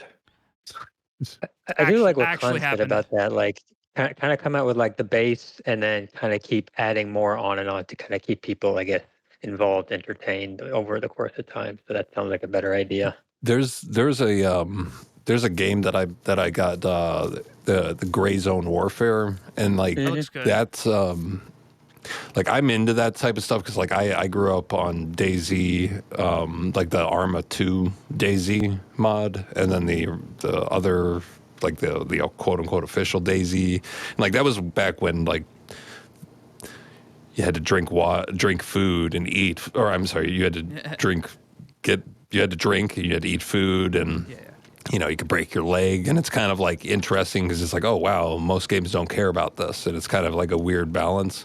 But then it gets to a point where like the Gray Zone Warfare has been out for, I think it's been out for like half a year, and it's got such good potential, but once again, like the gameplay loop is like, well, you fly into this city and then you get into a gunfight, and it's really cool because it's quote unquote realistic. It doesn't take much to drop someone, which I prefer over like the best balance of gameplay loop between like time to kill and still having fun would be Insurgency Sandstorm. That game is like right down the middle of perfect. It takes 1 or 2 bullets to drop someone, but it's not like the end of the world. And a lot of it is like you don't just like lose your gear. Like, that's another thing with these games. It's like, oh, you just spent 2 hours like looting all this stuff, and then you just, glitch through the map and lose everything. And you're like, man, I'm not playing this game for a month. Yeah. Yep. I'm going to assume you did not have a good experience with Escape from Tarkov then. I respect Escape from Tarkov because of how realistic the firearms and the movement is, and like it's really well thought out in terms of like how far you can go in terms of realism. But I do not like, I find games to be more engaging when there's a form of cooperation. Like, you get to have so much more, like, yes, you can call up your 2-3 buddies and run a squad in Escape from Tarkov. But the thing is, it's like, it's very difficult to one man a 4-person squad of that game. And they've had where their AIs were like aimbotting people. There was like a period of time where the game was so unplayable that the AI, scavs would run around, and they just, the moment you like got out of cover, they would just see you and shoot at you, and most of the time they hit. And it was just like, this is silly. Escape from Tarkov's cool, but like I got a few hours into it, and I just was like, I don't know. It's all right. I respect it. It looks all right. It sounds great. It's very realistic, but comes a point where it's like, what's worth my 3 hours of gameplay? Yeah, I think some of the most collaborative. Say again. I think some of the most. Yeah, Dan, did you? I forgot. I think I might have interrupted you. Oh man, it's all good. It's just the internet lagging us out, making us speak at the same time. Go ahead. So from everything I've seen, like some of the most heavy collaboration that I've seen with gaming, I think a lot of it was in Arma. I think Arma 3 especially, but that gets to that point where like you're really getting into like the most realistic, hardcore like options of video games you probably can. So I don't know if that gets to the point where it's like, okay, it's collaborative, but it's also quite difficult at that point and maybe not as entertaining. Yeah, Squad and what is it? Squad and Hell Let Loose are two kind of similar games where it's like, man, those matches can last up to 2 hours long. It's like, you better hope you're ready to deal with that and those games have been flushed out. I remember when Squad came out like 6-7 years ago in early access, and it was just such a mess. And it was not good. It was not good, but the thing is, people were like, "Wow, wait a second! This the way they have these matches set up is kind of new, and the way that the way that bullets. I mean, you can actually shoot a Dishka over a mountain in that game, and those bullets are still flying and still will fall, and the maps are so big that you can actually do something with that, which then begs the question, man, when I played Squad, I think the last time I played was maybe a year ago, and when you get good with mortars, you can save the entire match in that game. And it's kind of rewarding, but once again, it's like it's not a casual game, so it really depends on what you're feeling. I don't know. I want to be sweaty. Yeah, I used to play video. Go ahead. Sorry. Do you want to be sweaty today or not? The sweats, yeah. Yeah, I used to play video games. I started also playing video games when I was really young. I think my first video game console was the N64 with like Super Smash Bros. And Mario 64. But eventually, I think when I got to grad school and beyond, now working as a full-time adult, it's like, well, you really don't have as much time to play as you used to. You got more responsibilities. So now it's like, okay, well, maybe find some lighter games, and then maybe even then it's like, okay, do I even have time to play anymore? And I stopped playing video games a while ago, both for the fact that it's like I don't have time, and I also want to try to do other hobbies, other interesting things For sure. with my life.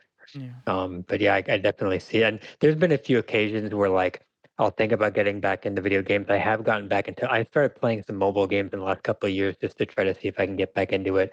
But then I realized how much time it's taking up. So it's kind of like trying to play that balance of, okay, well, do I have time for the games? Do I want to play? Do I want to go really hardcore? Do I want something that's just more arcadey and like a quick fix of fun?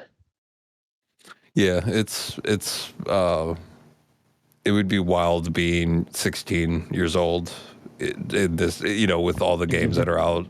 You know what I mean? Could you imagine how much time we would waste if we had no responsibilities right now?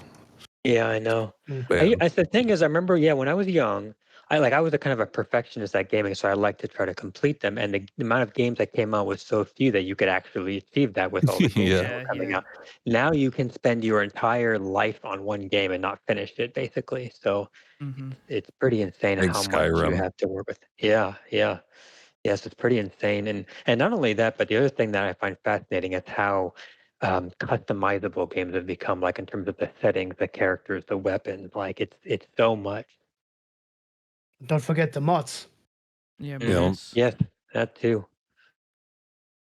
And nowadays, I still like video games in a sense, but what I basically do now is I just kind of watch people play video games.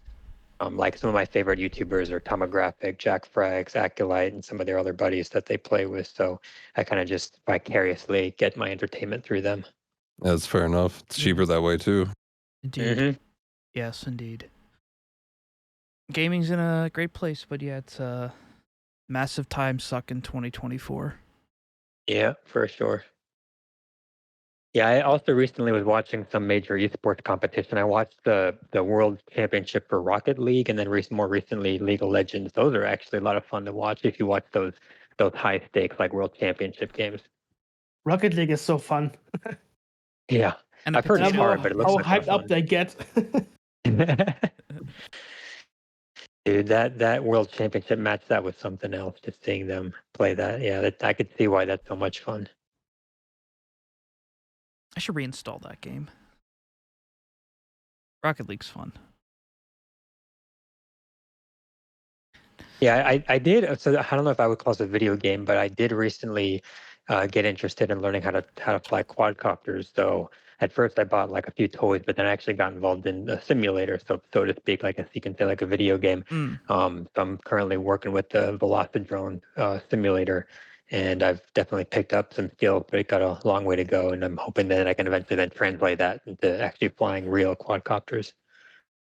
It's actually a good idea versus accidentally crashing yours, Yeah, I heard you can save a lot of money because I bought like I said, a few toy drones, and like those ones are, they're pretty robust and they're pretty simplistic. But you get things like a DJI that are kind of, Yeah.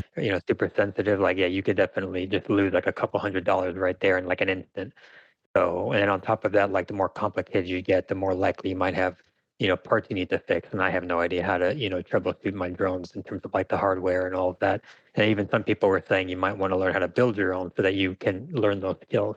But at this point in time, I really just want to pick up the basics, like how do you even fly and how like fly well. And so I'm getting a little bit better incrementally over time, but I've still got a long way to go. But I'm at least, thankfully I'm making progress. I saw a video not long ago.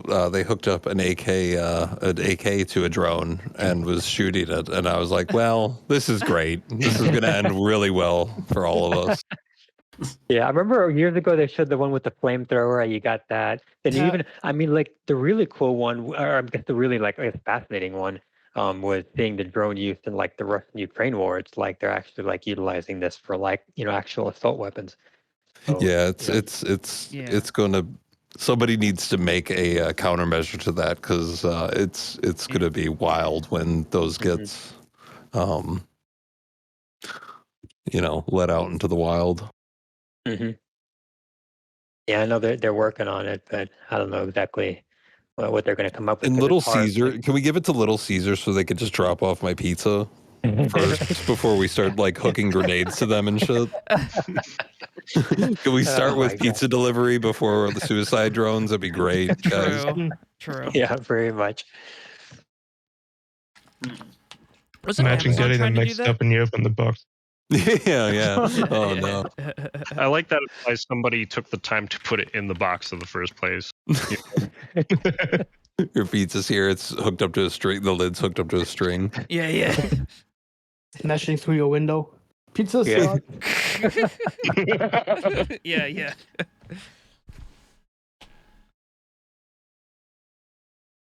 And I don't know if you guys heard though. I think it was the Senate passed the bill to ban DGIs, and I think it has to go through the House and then get approved by the president. Or I'm on the other way around. I think it was the House that approved it. The Senate delayed it. They still have to go through it. So, and I know like DJI has a huge monopoly on the industry, and they're really good. They're really good quadcopters. So the fact that they're trying to get, maybe there might, I don't know if they have a legitimate reason for banning them because they're claiming it's a security issue, but if they do ban them regardless, like that would definitely be a huge hit because it's like, well, what's the next best thing you have to go to? I mean, I know like one of the U.S. based manufacturers was Skydio, but then they pulled out of the consumer market and just was going straight for like government and commercial contracts. So it's going to be kind of weird saying like, okay, what options do I have? I know there was one company, I forgot what they're called, like they have these models called the Raptor and the Raptor T, and they were basically trying to make those as kind of a replacement to fill the niche that the DJI would leave if they were to get banned. But if you look at the price of those right now, they're like $3,000 and $5,000. Ouch. Andrew Robotics is the company.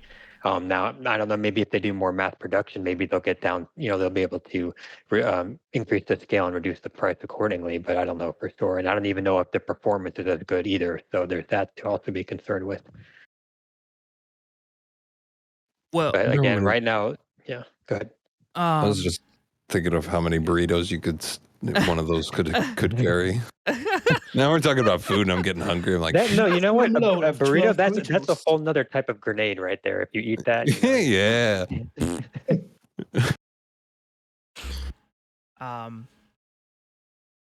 Going on like this quadcopter manufacturing discussion, I guess. You said like DG. I guess this is just a topic we're on. The space meme. Go ahead, Con. Yeah, I just saw the space meme channel. Oh, space meme. It's so great, so great. Hang on, I'll look here. No, God damn it, Dan. Not from fucking Australia. Oh, did you make it? Of course. I've been on this shit since 2014, mate. I'm sending that to Mel right now. Yeah, I'm The amount of times that Joe has reposted memes that I forgot I made like 8 fucking years ago. Oh man, I've tried to save everyone. My phone folder backup. Oh my God, dude. I've got some really old ones. Could always use more Mechina memes, right? They are pretty funny. Indeed.